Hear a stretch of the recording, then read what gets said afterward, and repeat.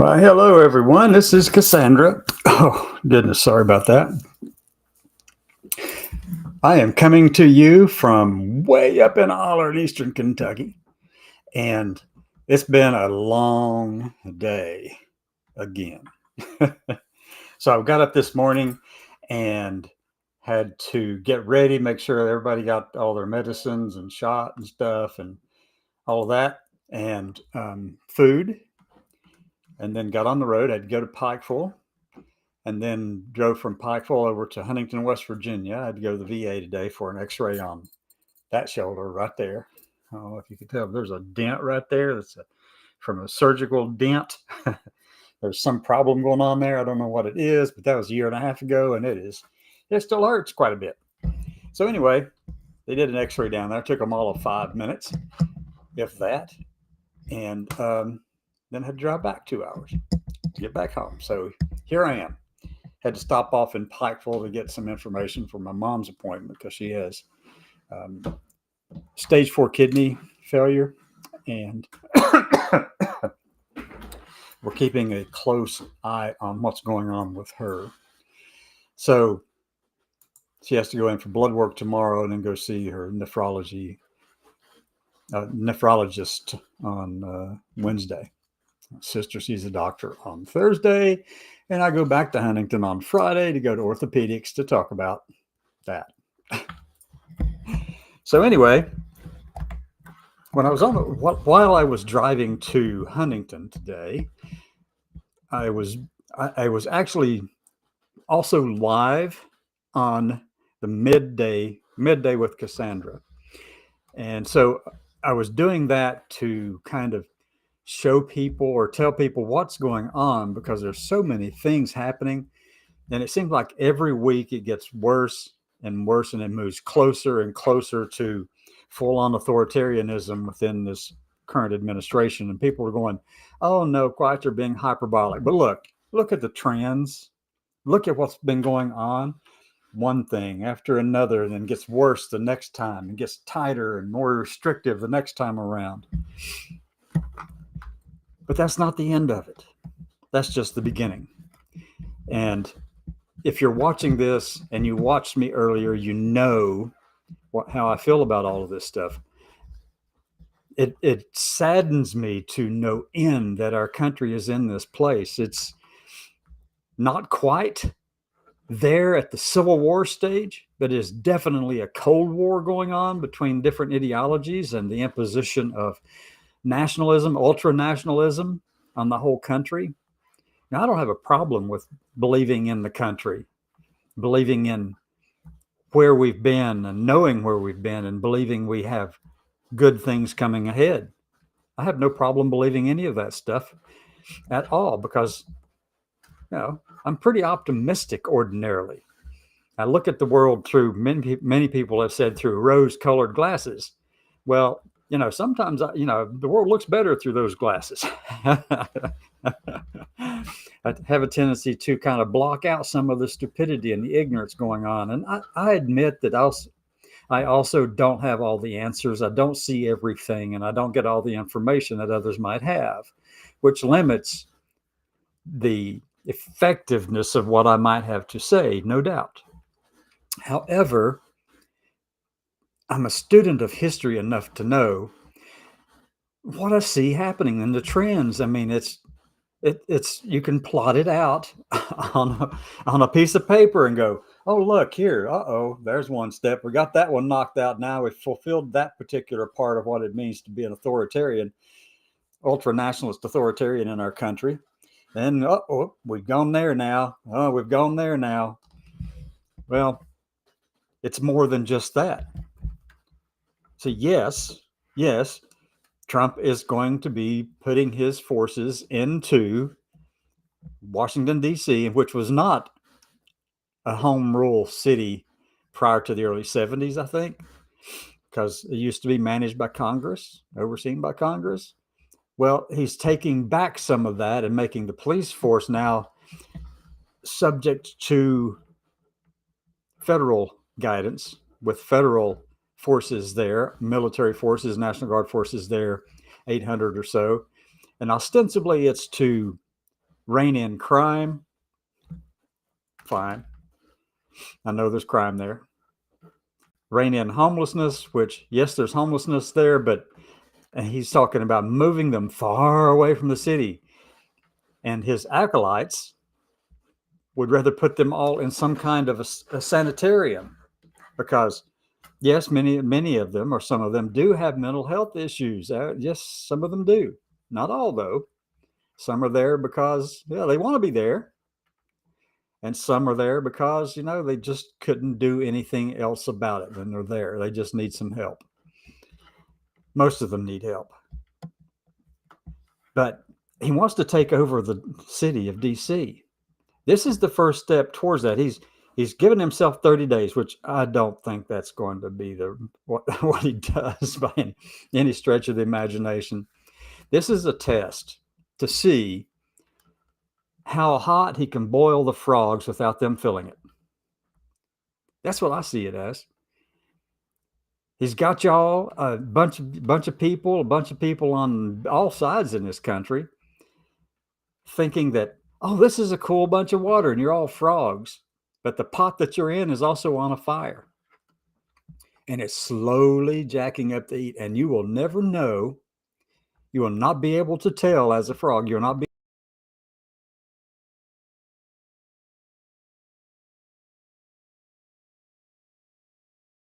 able to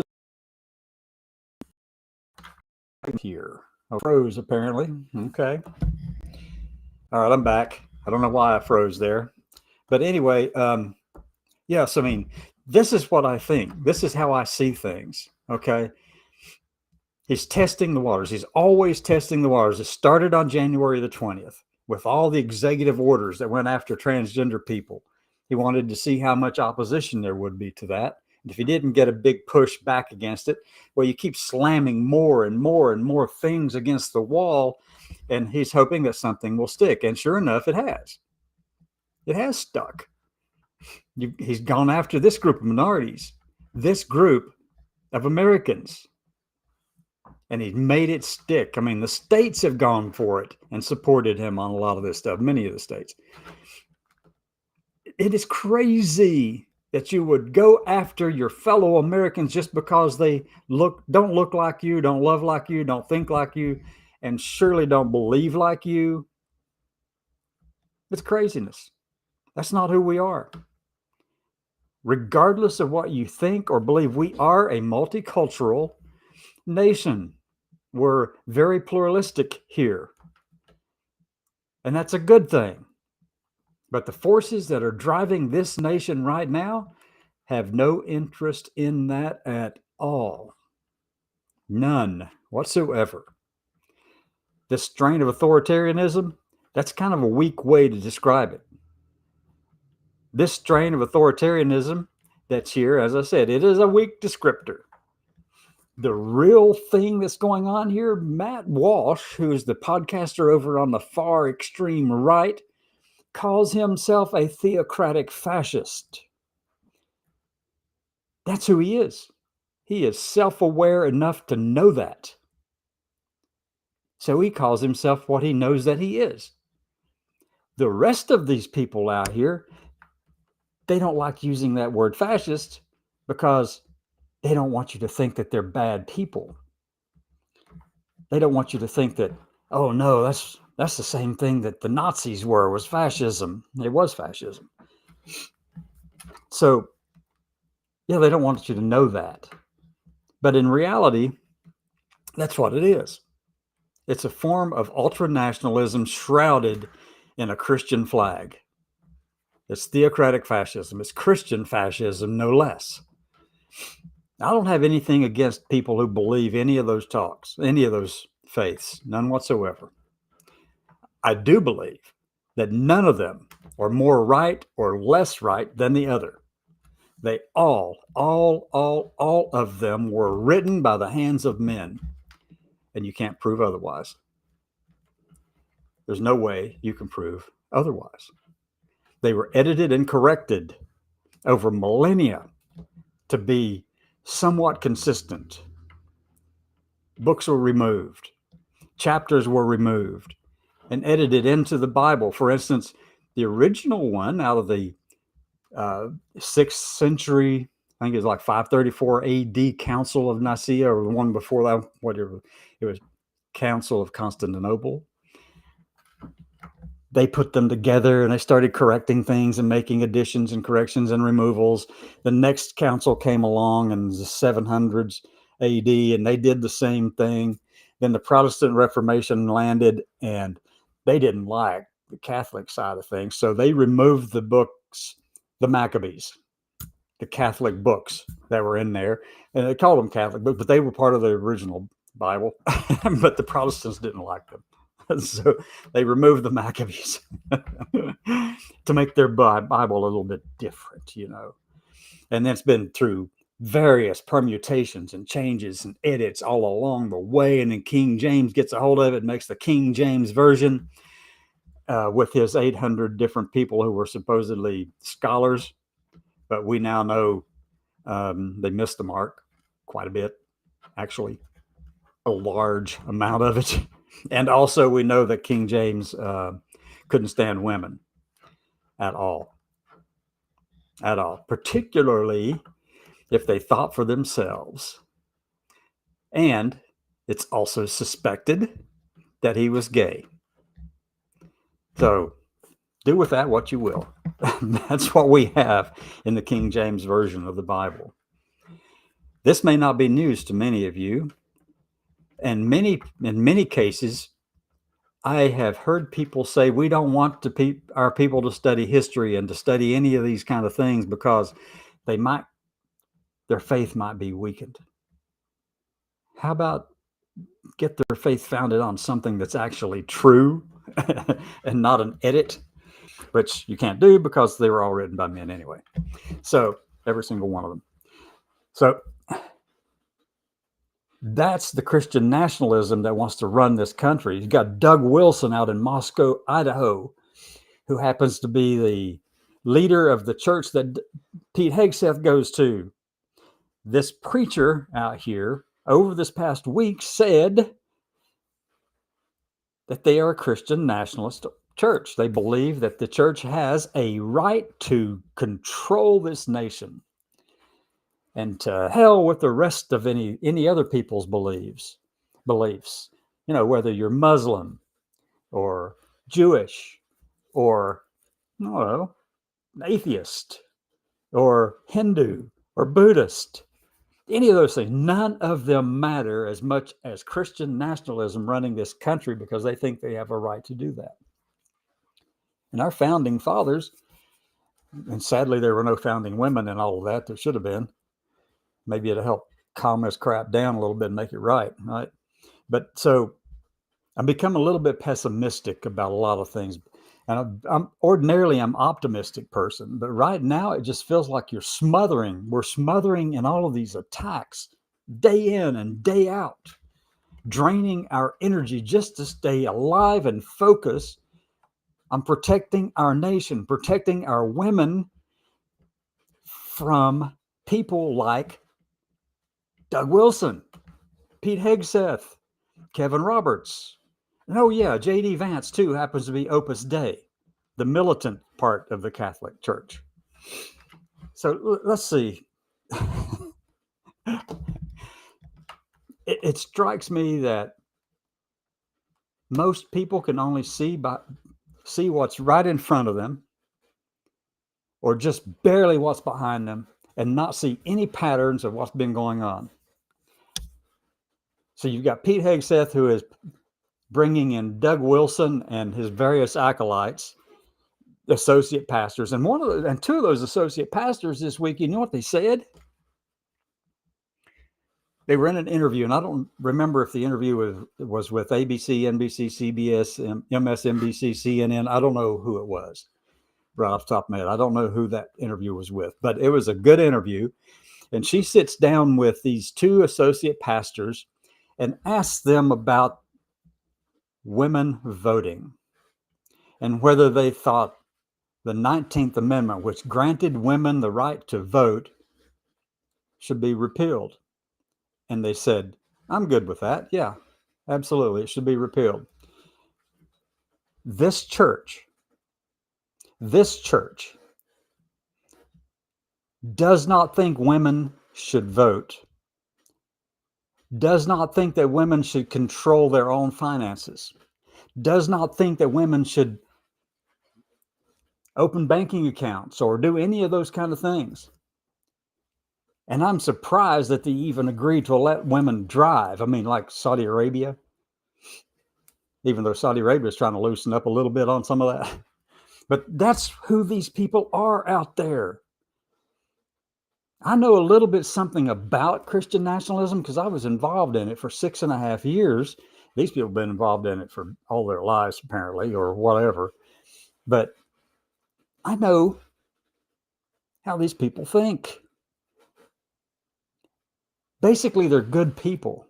Good in the sense that they've got a good heart, but the knowledge is lacking and the content of their information is wrong.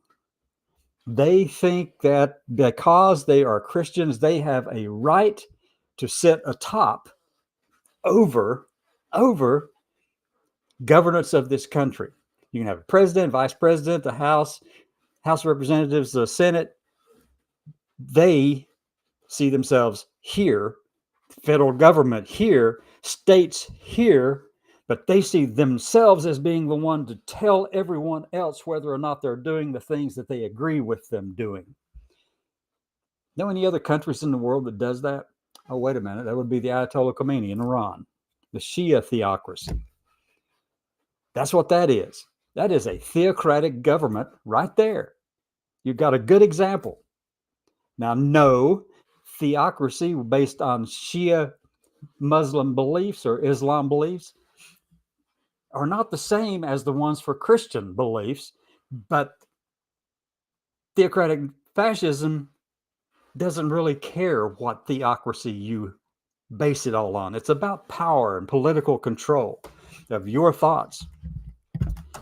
And it doesn't give you the freedom to do all the things that you think you should be able to do as an independent, free person or woman or man or child. It takes away all of that and says that they know best for the whole country based on their religious text, their interpretation of their religious text.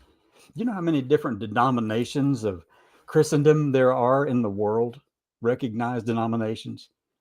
At least, at a minimum, 45,000 different ones.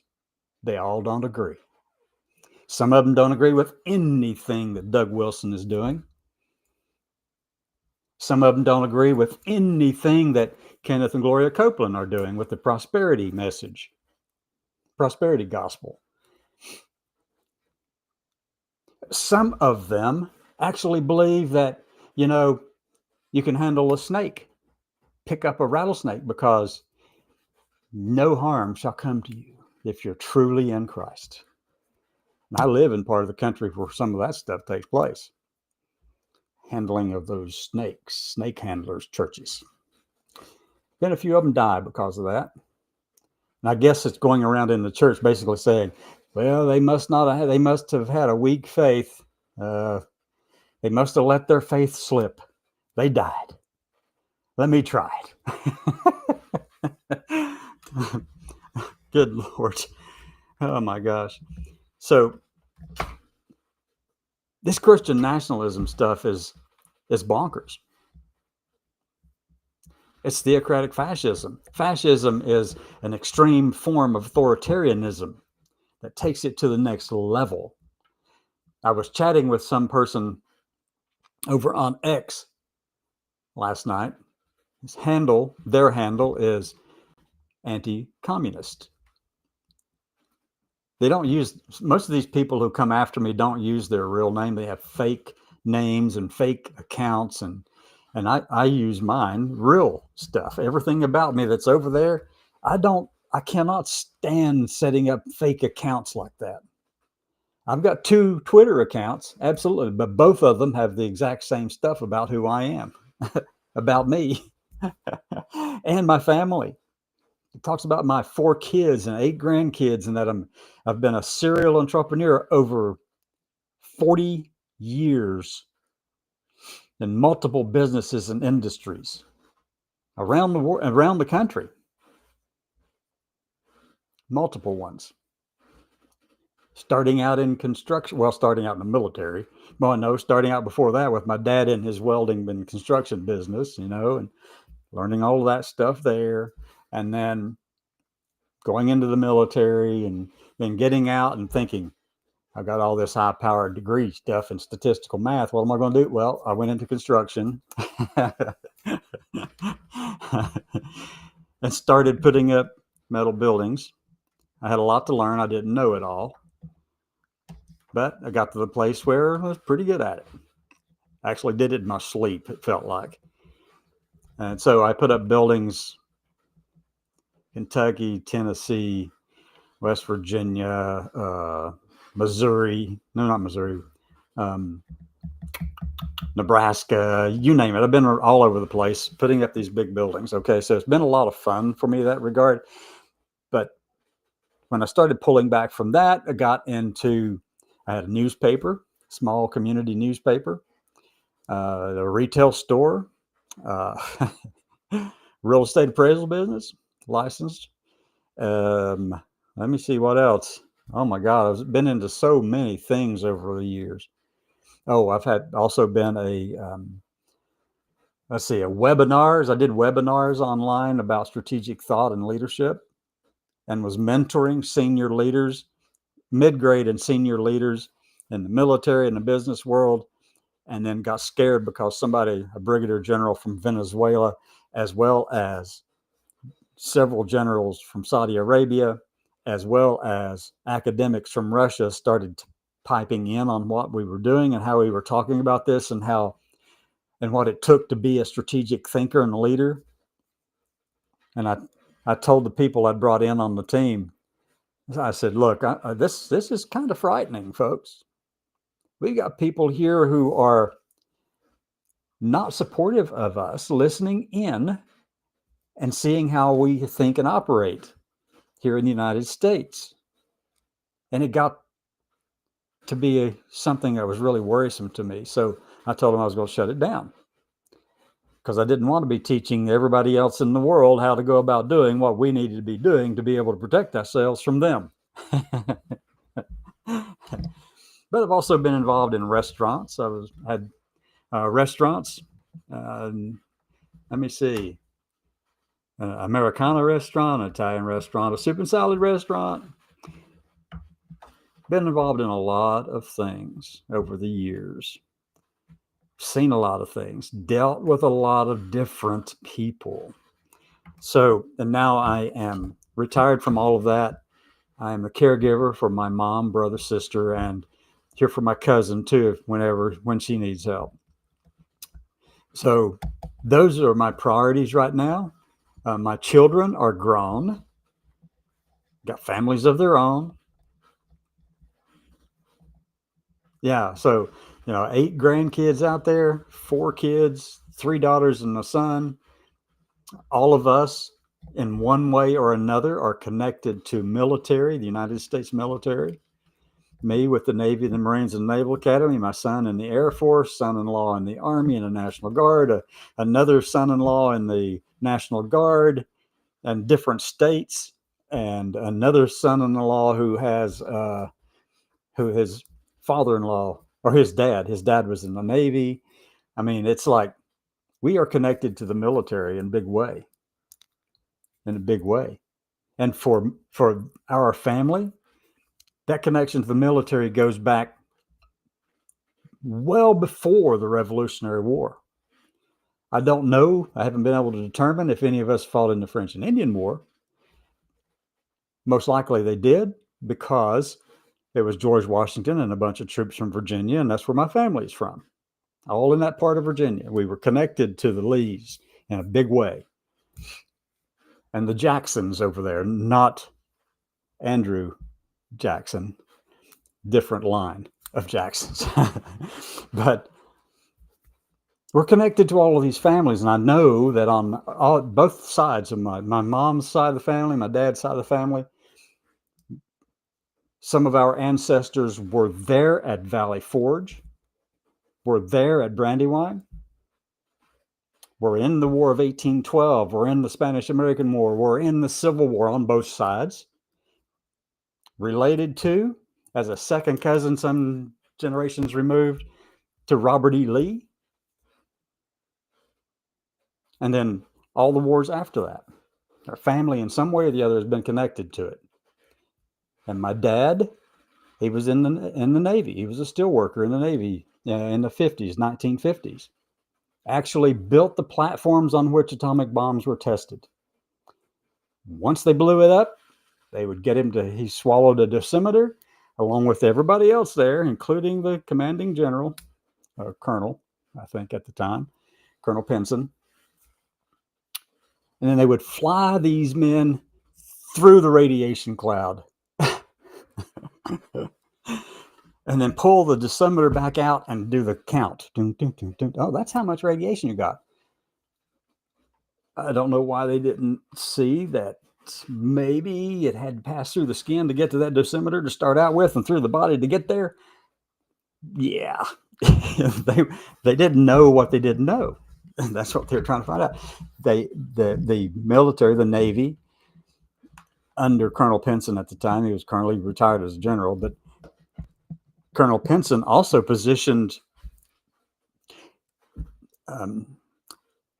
troop carrier ships in perimeters at different positions and miles from the blast zone. Yes, he did. I had a friend in Texas whose dad was on one of those troop carrier ships. Last name of Burnett. I'm not going to give you the first. A lot of Burnetts in Texas. But he was on that troop carrier ship. And they would blow up this, set off the atomic bomb, blow it up, and see the damage that occurred to those ships and personnel if anything was happening. That's what my family's been involved in the military of this country. I've had many, many, many cousins in the Vietnam War. And my son-in-law, who I actually was a little bit peeved with whenever he gave up his commission so that he could be an enlisted person as a combat medic and then get sent to Afghanistan for one tour and Iraq for another tour. And I told him, I said, what the heck is wrong with you? It's my daughter and your family that you're going over there just to prove a point. Well, I'm glad he made it back all right, but that actually pissed me off because he wanted to rush into combat. Oh my God. Come on. But I'm glad he made it back safely. It was a very tense time because he was in Iraq recently when some missiles were landing. Yeah, he was there. So anyway, yeah, and he came back with PTSD, which is not unsurprising at all. So now, though, he's working with the National Guard. I think he's got a full-time job. He's trying to get his commission back. So at least he can retire with that higher rank, which is good thinking. But he had to prove a point. I mean, that's what we do in this family. We try to prove a point, right? Push, do something. Got to do something. I was never in combat. I served in the interwar period right after the Cold War. I was in there during the Cold War with Russia. Okay, so rode submarines and was an officer in the Navy, officer in the Marine Corps, and 3 tours on subs, and it was a blast, by the way. I had a blast doing that. 12 on, 12 off, 3 months, solid. All I can tell you is I got to see the bottom of several icebergs. Yeah, that was interesting. But I can't tell you what we were doing. We were having fun, okay? Testing things. The only communication I had with family was at that time, they had a way of communicating with us where you could send these little ticker tape things to us. The families could send a ticker tape message to us. It'd go, here it was. It was all right there on that little piece of strip of paper. Oh, we got your mail today. Oh, it's a ticker tape thing on a submarine. The message was sent to the sub from the middle of up in the northern part of West Virginia, from Greenbank, West Virginia. It used to be a submarine communications base up there. And you're going, how the heck do they communicate with a submarine all the way up there in West Virginia? There's no ocean there. Well, you don't need an ocean. All you need is rock. So, yeah, we got ticker tape messages. We couldn't send any messages back, though. It was just a one-way communications method. But it was a lot of fun. I mean, my first tour, I'll tell you this, my first tour out on the submarine, left, where did we leave from? Charleston, South Carolina. I wasn't part of the sub crew. I was the intelligence crew that came on board and just took over everything and kicked everybody else out of their spaces. That's what it felt like to them. But yeah, no, actually that's true. They couldn't come. I took over the radio room, and the radio operators, they weren't cleared to be there. After that, they had to find another job. But they didn't have a bunk for me. You couldn't hot rack. There was no way to. There was already overstaffed, and here I am, just a young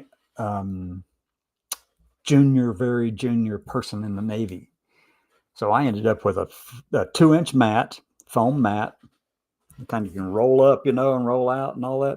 They gave me a 2-inch foam mat. It was about 2 feet wide, maybe 30 inches wide at most.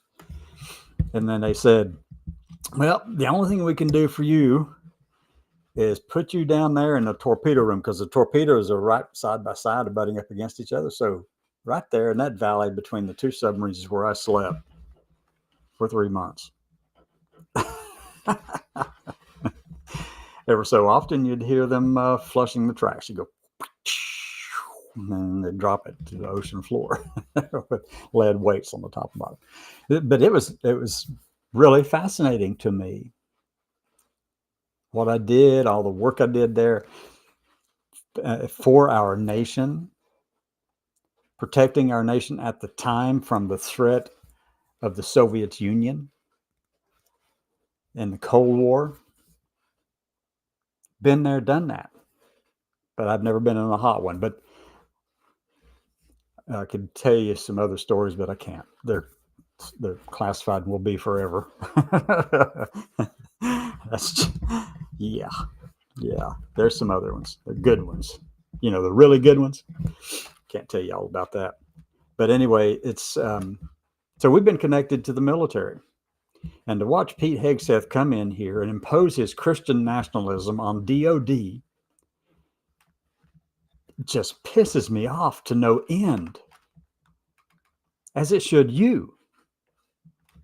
He's holding church services once a month in DOD from the pastors and leadership of Doug Wilson's church, and the church that Hegseth went to in Tennessee is an offshoot of the one that Doug Wilson created in Moscow, Idaho. That's the same bunch down there that he took his family to so he could be close to them and not have to put his kids in public schools.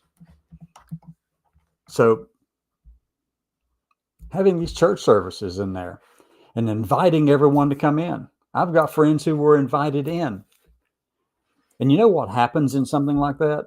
You know why that is such a problem? Because here you have the boss, Secretary of Defense, sending you an invitation to join his church service, to come in and listen to his preacher talk. If you go, why are you going? Are you going because he's the boss and he's got that power over you, and you think that if you rub shoulders with the people in there, you might get a leg up on your promotions? Is that something that kind of runs around in the back of your head? There's no way to know. But you can count on it actually being true for a good portion of the people who do attend. And you can count on it being performative if anybody actually accepts the altar call and walks up there and starts speaking in tongues and laying hands on. So those are the things that are frightening to me, because I would love to see whether or not they're allowing a Muslim mosque, the Islamic Center, to pop up inside the Pentagon, and allowing the Muslim people who are devout to have their 5 prayers a day and the call to it. He goes, blasts out over the speaker system 5 times a day. Time for prayer. They get on their sanctified mat, bow down, pray to whomever they pray to, Allah. I'd love to know whether or not there is a temple there for the Hindu faith, or the Buddhist, or the Jewish people there. How about for the atheist, who just don't give a hoot about any of them? They're all equal. They're all equally made by men, every single one of them. So somebody posted something about some of that earlier today over on Twitter, and I sent a message back saying, Assalamu alaikum. Peace be upon you. And I am not Muslim. That's for sure. I was raised as a Southern Baptist Christian. And I was also part of a charismatic church movement. Charismatic, apostolic, Pentecostal, laying on the hands, tongue talking Texas church for 6.5 years. One with global reach. The one of many who actually spread their message around the world of hatred towards LGBT people, who encourage Uganda to put into their constitution LGBT laws and statutes that ban anything to do with LGBT. That same bunch who have been preaching the same message in Russia for 30 years, who's been preaching the same message in Hungary for 30 years. What do we get in those 2 countries? Oh, let me see. Anti-trans, anti-LGBT stuff. You can't have any propaganda, as they put it, over in Russia or in Hungary. Viktor Orban, oh my God. He's become the darling of the CPAC, the Conservative Political Action Committee. Came over here to speak for them. Actually, the ADF, the Alliance Defending Freedom, has been over there. They're all intermeshed together now. The ADF, different far-right religious groups, spreading this message of hatred towards those who don't look like, believe like, love like them around the world. And we are good at it, folks. The United States is good at it. We're persistent and consistent, and we push it out there on them. Just like what this administration is doing at the United Nations, or any world body, or any world global organization. And you say, what are they doing? Well, let me tell you. No matter how good a resolution may be, its purpose may be good, the science in it may be good, the technology descriptions within it may be really good. If it mentions transgender or gender identities or DEI stuff, the United States will not sign on to it.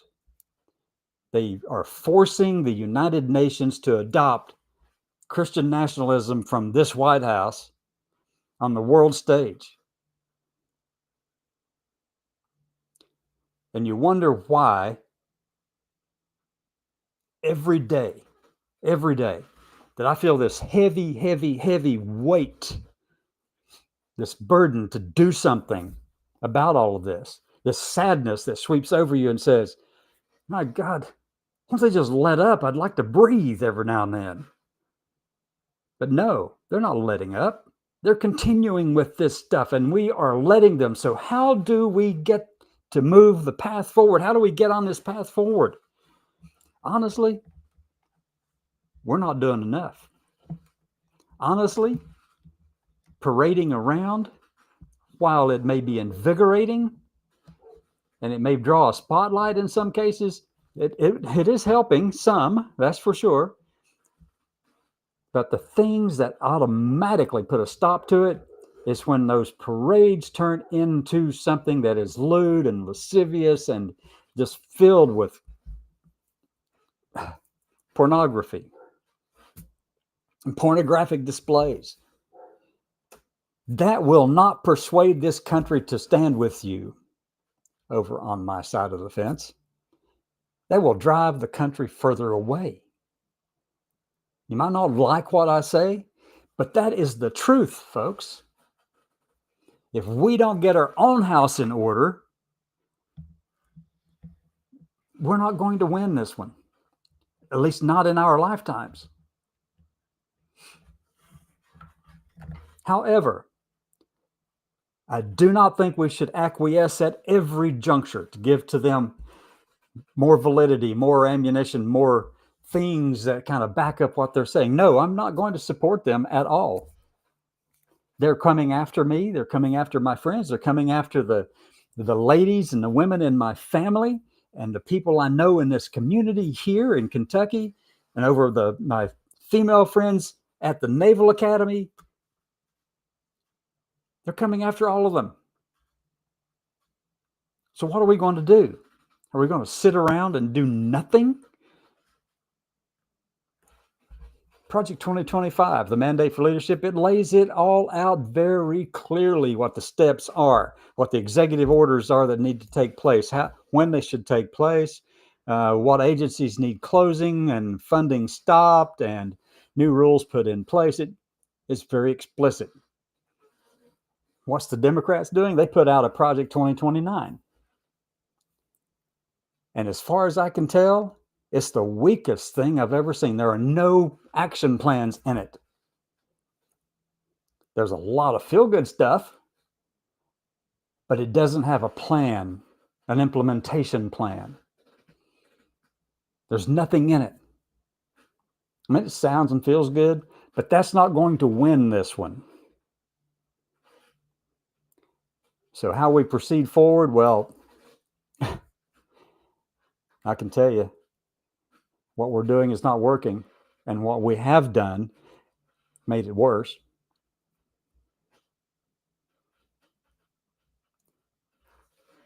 Come back tomorrow. Maybe I'll calm down a little bit. Maybe. Good night, everyone.